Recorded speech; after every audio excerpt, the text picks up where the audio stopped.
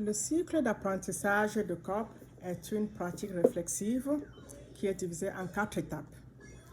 D'abord, l'expérience concrète, c'est-à-dire la pratique, l'observation réfléchie, c'est-à-dire l'analyse de la pratique, et ensuite l'expérimentation active, c'est-à-dire le transfert de la méthode, d'une nouvelle méthode qu'on a trouvée après avoir réfléchi, et ensuite l'expérience concrète encore, c'est-à-dire la pratique de la nouvelle méthode qu'on a trouvée. Alors, un exemple d'expérience selon l'apprentissage de COP, ce que nous faisons très souvent à l'école, c'est le jeu de mémoire. Donc, lorsqu'on fait le jeu de mémoire, on ne peut pas un jeu de mémoire pour les enfants et qu'on leur donne de faire en grand groupe et que ça ne fonctionne pas.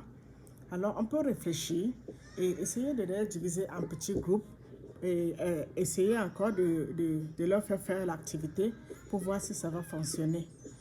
Un autre exemple, c'est lors des mathématiques. Lorsqu'on donne un exercice de mathématiques aux élèves, par exemple le calcul, l'addition, et qu'on leur demande de faire en traçant les traits avec le crayon et de compter pour trouver le résultat, si on remarque que ça ne fonctionne pas très bien, on peut donc essayer de leur donner du matériel concret comme les bâtons pour qu'ils comptent afin de trouver facilement le résultat. Donc c'est vraiment une pratique qui consiste à réfléchir sur ces pratiques journalières qu'on utilise à l'école. Donc un autre cycle d'apprentissage, c'est le cycle de réflexion de GIPS. Donc il est divisé en 6 étapes. Et la première étape, c'est la description. Donc, on demande aux élèves de réfléchir à ce qu'ils vont faire, pourquoi est-ce qu'on fait cette activité. Ensuite, quel est leur sentiment quand ils font cette activité? Est-ce qu'ils sont heureux? Est-ce qu'ils sont malheureux? Ensuite, on essaie de voir ce qui les a rendus malheureux ou heureux et qu'est-ce qu'ils ont pu apprécier. Et après, on a essayé d'analyser pour trouver un peu ce qu'on peut faire pour améliorer cette expérience pour les enfants, l'expérience de cette activité qu'ils ont vécue. Et après cela, on tire une conclusion sur une autre méthode, c'est-à-dire une autre méthode qu'on peut utiliser pour atteindre les objectifs de l'activité.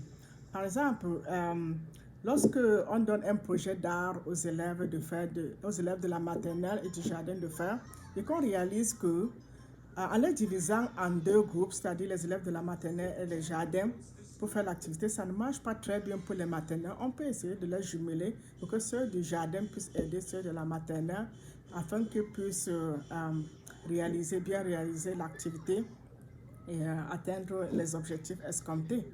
Un autre exemple aussi, c'est lors d'éducation physique.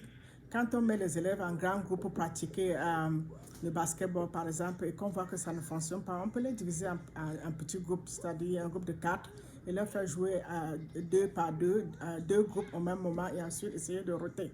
Donc, pour voir si ça marche bien. Donc, vraiment, cette approche, le cycle de réflexion de GIPS permet vraiment d'observer les élèves pour voir si l'activité qu'on leur a enseignée, les concepts qu'on leur a enseignés ont été appris comme il faut, s'ils ont pu jumeler la théorie et la pratique pour pouvoir atteindre les objectifs. Donc, il s'agit vraiment d'évaluer les élèves et aussi de réfléchir sur ces pratiques en tant qu'éducatrice ou en tant qu'enseignant